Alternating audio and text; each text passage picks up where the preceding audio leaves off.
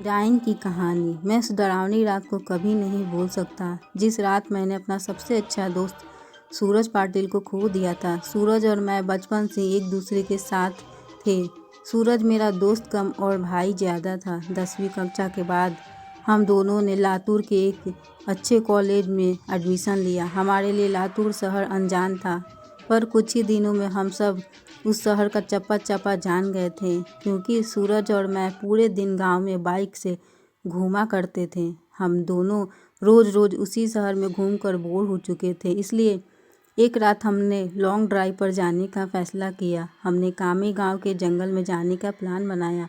हम कामी गांव के जंगल में कभी नहीं गए थे, पर हमने सिर्फ इतना ही सुना था कि कामी गांव का जंगल सिर्फ नाम का जंगल है, क्योंकि वहाँ हरे भरे पेड़ पौधे के सिवाय कुछ नहीं था। क्योंकि उस जंगल में जो भी जंगली जानवर थे वो शिकार के कारण खत्म हो चुके थे, इसलिए रात में लॉन्ग ड्राइव पर जाने के लिए वह जंगल बिल्कुल सुरक्षित था।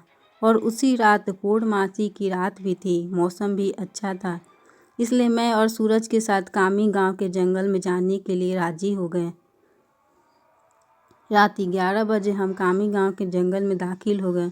हमने जैसा सुना था वैसे ही जंगल का रास्ता मक्खन की तरह मुलायम था।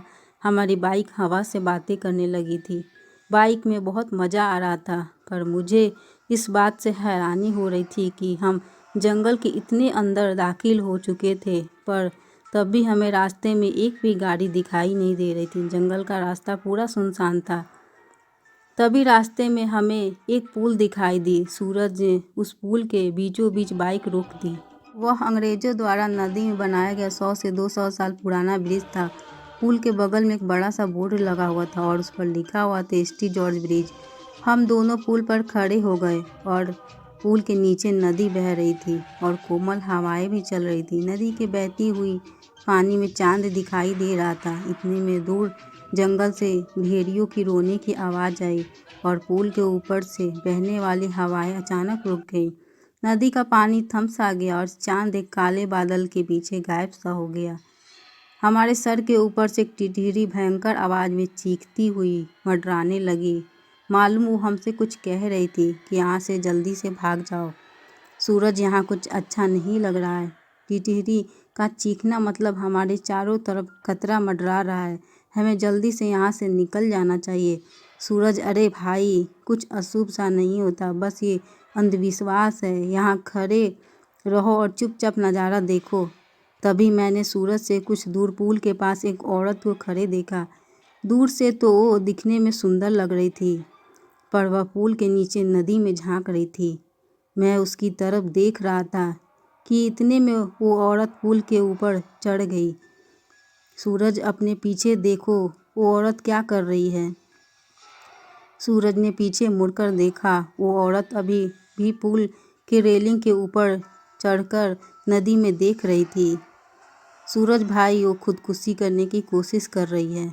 सूरज ने मुझसे कहा। खुदकुशी, ये शब्द सुनकर मेरे हाथ पैर कांपने लगे, क्योंकि जब मैं एक बच्चा था तब मेरे दादाजी ने खुद को फांसी लगाकर खुदकुशी कर ली थी, और वो मैं ही था जो कि उन्हें पहली बार फांसी पर लटकते हुए देखा था। इधर सूरज उस औरत को रोकने के लिए उसकी तरफ भागा, लेकिन मैं वहीं खड़ा रहा, क्योंकि फांसी पर लटकते हुए मेरे दादाजी मेरे सामने आ रहे थे। सूरज तेजी से चिल्लाया, अरे चाची, क्या कर रही हो? उतरो, वहाँ से गिर जाओगी। सूरज की आवाज़ सुनकर मैं होश में आया। सूरज उस औरत के बहुत ही करीब जा पहुँचा था और तभी वो औरत नदी में कूद गई। तब तक मैं दौड़ते हुए सूरज के पास जा पहुँचा। वो औरत हमारे सामने नदी में डूब रही थी और चीख रही थी, बचाओ बचाओ, पर हम सब सिर्फ डूबते हुए ही देख रहे थे, क्योंकि हम दोनों बहुत ज़्यादा डर गए थे। वो औरत मदद के लिए बुला रही थी।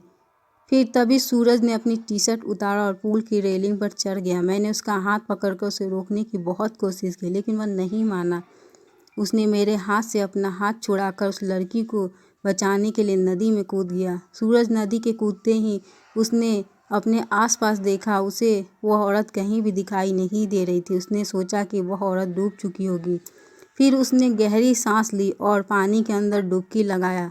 कुछ देर बाद वह पानी के ऊपर आया, लेकिन वह लड़की कहीं भी दिखाई नहीं दे रही थी।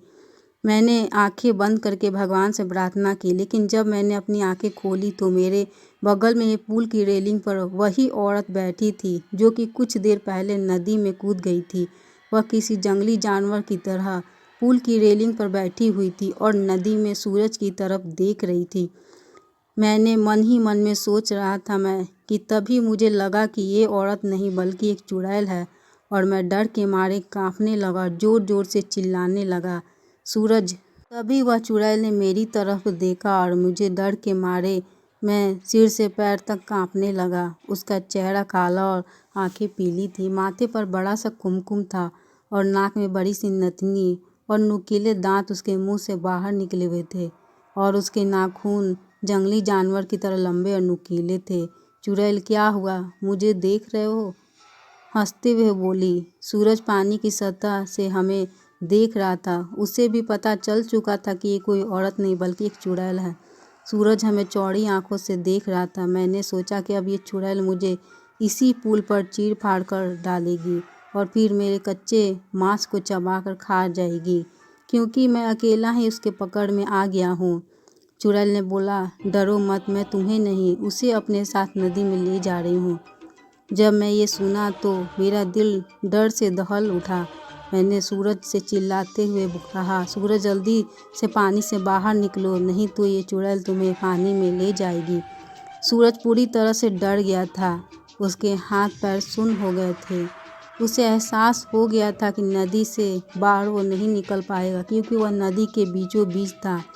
चुड़ैल मेरे तरफ देखकर मुस्कुराई और फिर नदी में छलांग लगा दी। सूरज आखिरी बार चिल्लाया और चुड़ैल उसे पानी में अपने साथ ले गई। कुछ देर तक पानी से बुलबुले निकलते रहे, पर कुछ देर बाद वो भी बंद हो गया। मैं आंखें फाड़ फाड़ कर नदी में देख रहा था और सूरज को पुकारता रहा और इतने में नदी के पानी में से खून दिखाई दिया। मेरी आंखों में से आंसू आ गए और मैं समझ गया कि उस चुड़ैल ने सूरज को मार दिया है। मैं वह सदमा बर्दाश्त न कर सका। मेरी आंखों के सामने अचानक से अंधेरा सा छा गया और मैं उसी जगह पर बेहोश हो गया। जब मुझे होश आया तब सुबह हो चुकी थी। मैं 4-5 लोगों से घिरा हुआ था। पुल पर काफ़ी सारे लोगों की भीड़ जमी हुई थी। पुल के नीचे सभी लोग झांक कर देख रहे थे। मैं उठा और दौड़कर पुल के पास गया और देखा कि पानी में नदी के किनारे सूरज की लाश तैर रही थी। उस चुड़ैल ने बड़े ही बेदर्दी से सूरज के सीने से दिल निकाल लिया था और मेरा सबसे अच्छा दोस्त मुझे छोड़कर चला गया था। उस दिन मुझे कामी गांव के लोगों से पता चला कि उस नदी में 100 साल से भी पहले किसी चुड़ैल का वास था। असल में हुआ था कि अंग्रेज़ों के ज़माने में अंग्रेज़ अफसर ने सुंदरा नाम की एक औरत का बलात्कार किया था। ये बात आसपास के हर गांव में फैल गई थी। इसी कारण सुंदरा से गांव की कोई भी औरत बात नहीं करती थी, क्योंकि सब लोग कहते थे कि उसकी पवित्रता नष्ट हो चुकी है। गांव के लोग उसे हर दिन ताने मारते थे। कुछ दिन बाद सुंदरा के पति ने भी उसे छोड़ दिया। तब सुंदरा अपने घर चली आई। कामी गांव ही उसका मायका था, लेकिन वहाँ भी उसे बहुत सारी बेइज्जती झेलनी पड़ी। वह हर दिन लोगों के ताने सुनकर तंग आ गई थी। इसलिए एक दिन पूर्णमासी की रात सुंदरा ने कामी गांव के ST जॉर्ज ब्रिज से नदी में कूदकर खुदकुशी कर ली थी। मरने के बाद वह चुड़ैल बन गई और पूर्णमासी की रात सुंदरा उस ब्रिज पर आती थी और लोगों को इस तरह से कपट से अपना शिकार बनाती थी। कामी गांव के कुछ बुजुर्ग लोग भी कहते हैं कि 100 पुरुषों या लड़कों का दिल खाने के बाद वह चुड़ैल फिर से एक सुंदर औरत बनने वाली थी। इसलिए वह सिर्फ पुरुषों और लड़कों को अपना शिकार बनाती थी और उनका दिल कच्चा चबा जाती थी। सूरज के मारने के बाद कामी गांव ST जॉर्ज ब्रिज पर कभी भी वह चुड़ैल दिखाई नहीं दी। इसलिए कामी गांव के लोग कहते हैं कि मेरा दोस्त सूरज का चुड़ैल का आखिरी शिकार था और उसके बाद वह फिर से जिंदा और सुंदर स्त्री बन गई है और वह अभी भी किसी आदमी के सामान्य जीवन जी रही होगी। अपना कीमती समय देने के लिए बहुत बहुत धन्यवाद। हमारे चैनल को सब्सक्राइब कर ले कि आप हमारे वीडियो को देख सकें। ये कहानी कैसी लगी प्लीज़ कमेंट करके ज़रूर बताएं।